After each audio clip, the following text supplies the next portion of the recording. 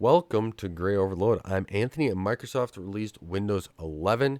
It is official now. You can go and get it if you want. Just head over to your browser, go to this website, which I'll post in the link below, download the Windows Update Installation Assistant, and you can go from there. If you want a fresh install, you can create your installation media. And there's also an ISO image that I actually had to use on this desktop in order to get it to work because Microsoft had my computer crashing about 15 to 20 times last night. My main desktop. It was fun. It was just a fun time to have, spending 8 hours trying to get my computer updated just to see how stable it was on a system that has all the qualifications that Microsoft wants. My Surface Pro, which I've been using it on, doesn't qualify on the CPU side. Microsoft doesn't think that that's a good enough processor to use Windows 11 on. So yeah, that's it's been running, but I wanted something that is full force that Microsoft had qualified. Hopefully Microsoft does the right thing and makes all Windows 10 machines qualified, at least if they qualify on the minimum CPU, memory, and storage requirements, and even TPM if they want. But other than that, Microsoft needs to get this corrected. As you see, though, right off the bat, my start menu has already changed. I moved it over to the left-hand side already. And how you do that is you right-click on the taskbar and go into taskbar settings. From there, you open up taskbar behaviors, and you can change this from center or left. And I went to left because that's what I'm used to, and where Microsoft had the start menu for the last however long I've ever used a computer.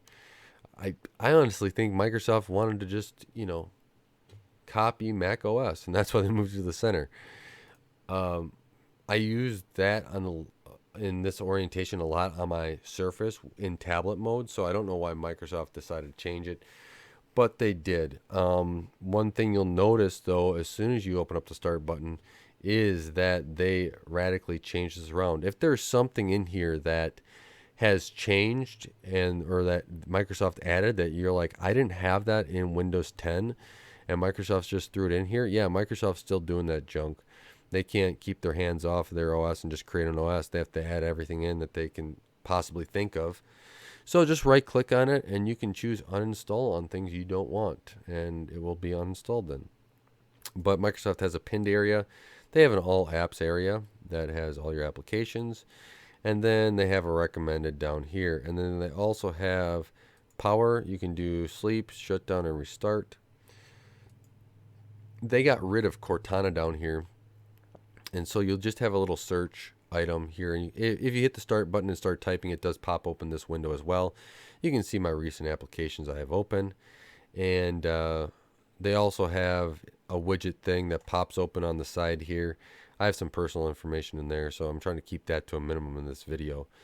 Now, one thing I do want to mention is with Cortana gone, you only have the search thing, but there is still some cool tools here. When you right click on the start menu, if you need to get someplace like a task manager, which is no longer able to right click on the taskbar and to get that information up, just go through and you have options here when you right click on it to get to your device manager, to get to your Windows terminal, to get to settings, file explorer, search, run, all that stuff. So that's just the one thing to go back on. Now, Microsoft did remove the ability to sync your desktop background, which is annoying. I mean, that's a simple feature and I know my wife likes to use it. You'd think that Microsoft would make it easy to use for people that aren't as technical savvy and that are coming, through an upgrade path. That was kind of weird to me. I've talked to some people already that there's been some confusion when they were going to go and seek it, and there was some confusion there. And they use the computer quite often, so Microsoft, I don't think fully tested this with everybody, but that seems to be par for the course here from Microsoft lately. Now, you do have an updated store. Microsoft did update this. Now, one of the features they had was running Android applications, which I don't see as enabled yet. Now, I could be wrong, but come on, Microsoft. That's one thing I was actually looking forward to be able to control some of my home automation stuff that has apps only through my Windows desktop. I mean, I'm on the computer more than my phone, so that's why it makes more sense there for me. Now, we'll go through the settings here now. Just a couple things that Microsoft did remove too. Removed Internet Explorer. News and interest is gone. That's kind of in your widgets panel, which you can click on here and getting up. Microsoft has integrated Teams too, which that's right here. You click on that, you'll open up Teams. I think that that's kind of annoying, Microsoft. Make the OS be an OS. Make it the very best OS that you can. And then from there, have things in the store. Have things easier to download and people to go get. Because there's a lot of stuff people don't use and it just runs for no apparent reason. So S mode is gone. The snipping tool is a little bit different. You'll see the snipping tool now is kind of like the snip and sketch in Windows 10, so that kind of migrated there. I guess instead of Microsoft removing the snipping tool, they just removed snip and sketch and migrated all that over, which is fine. Now, they did remove timeline. It seems like Microsoft had a great idea for timeline and then they never executed on it, so in Windows 10, so that that's there. An improved touch keyboard, I believe, as well is in here. So just a couple things overall, but let's go through some of the settings here. Your system settings is kind of all over the place. Here we got display, sound, notification. Microsoft kind of really went through as we're looking at these. I'm not going to go through each one or into each one. Maybe I'll create a separate video on that. But Microsoft kind of reorganized this better than it was in Windows 10. You notice you have your recovery down here. I will touch on this, and your activation there. The recovery, if you need it, let's say you need to reset your PC, it is right here. And that is one good thing to come back to if you need to reset it. Now, I had a friend that I was able to walk him through it with the Windows 10. So that's, Microsoft having this. And now if you just press the back button on your mouse, if you have one, or just the back button up here, it takes you right back to the start page, which is a great job in Microsoft actually kind of getting that all right. You have your Bluetooth devices, then you have your networking there. You also have your personalization, start menu stuff, everything like that. I'll probably do a video too if you want to turn off the widget stuff. I have turned off the widget stuff on my Surface Pro, so it's got to be someplace, right? Your taskbar here.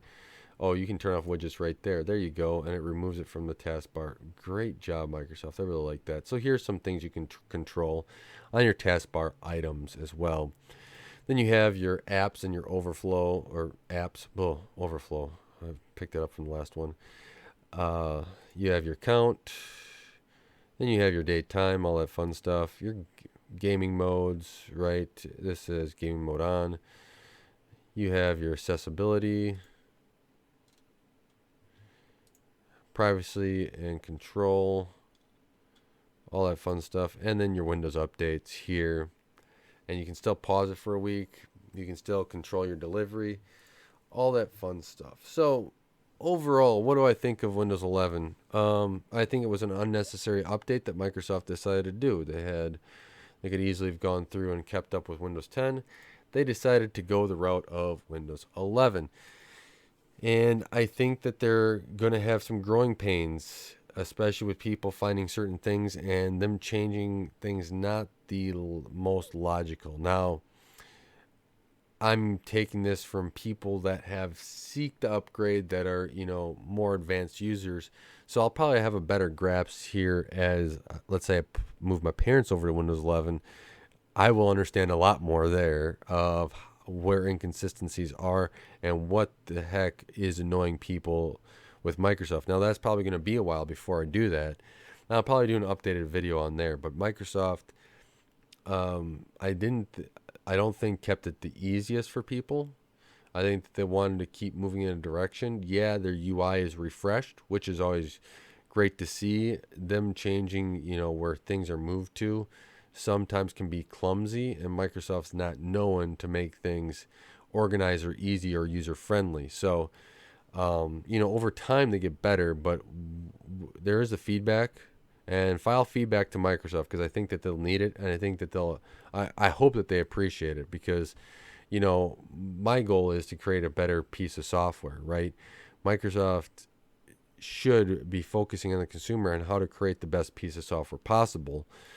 And I've been starting to look at Linux alternatives as well, just because to see how they compare.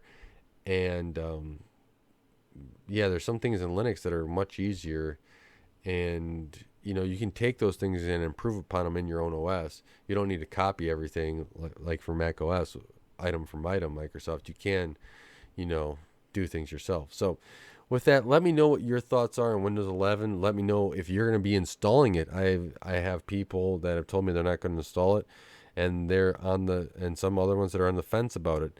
But I have some concerns here. Hopefully, Microsoft has ironed out some of my crashing issues I was having with Windows 10 in the last couple updates. But yeah, I think